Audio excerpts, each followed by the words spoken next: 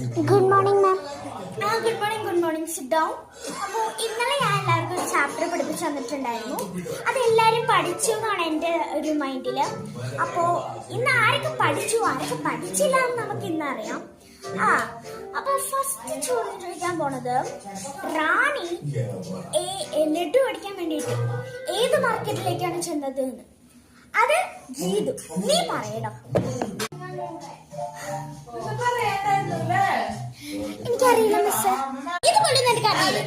അങ്ങോട്ട് ഒന്നുകൂടി ഇത്രയും വേണം നിനക്ക്. ഇനി അടുത്തത് റാണി, നീ എനിക്ക് കേട്ടോ, നീ എനിക്ക്. ടീച്ചറെ,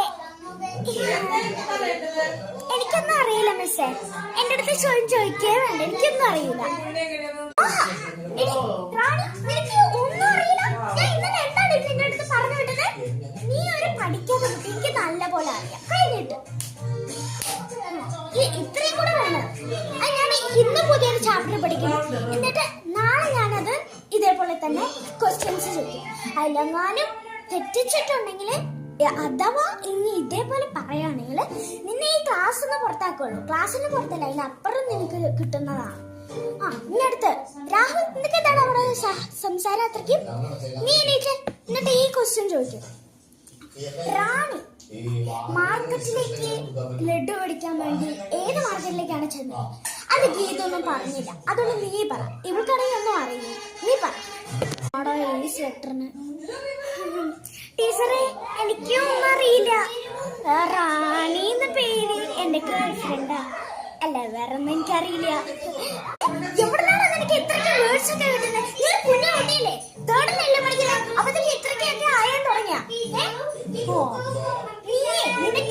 നാളെ ഞാൻ നിനക്ക് ടീച്ചർ ആണ്. കാരണം നീ അത്രയ്ക്ക് ഷൈ ഈ ക്ലാസ്സിൽ. പഠിക്കുന്ന കുട്ടികളൊക്കെ പഠിക്കാനും സമ്മതിക്കുന്നില്ല. കുറെ ഈ ഗീതു റാണിയൊക്കെ എത്ര നന്നായി പഠിച്ചതായിരുന്നു ഈ സ്കൂളിൽ ചേർന്നപ്പോ തൊട്ടിട്ടുള്ള. നീ കാരണം ഈ ക്ലാസ് നശിച്ചു. അവര് രണ്ടുപേരും പഠിക്കുന്ന കുട്ടിയായിരുന്നു, അവര് നശിച്ചു പോയി. ഇനി അടുത്ത ആള് എടി മീനാക്ഷി, നിങ്ങളൊന്നും നന്നായി പറഞ്ഞാടി. എനിക്കറിയാം മിസ്, ഞാൻ പറയാം. റാണി ഏത് മാർക്കറ്റിലേക്കാണ് ലഡു മേടിക്കാൻ പോയെന്നല്ലേ? അതാരും പറഞ്ഞില്ലല്ലോ. എനിക്കറിയാം.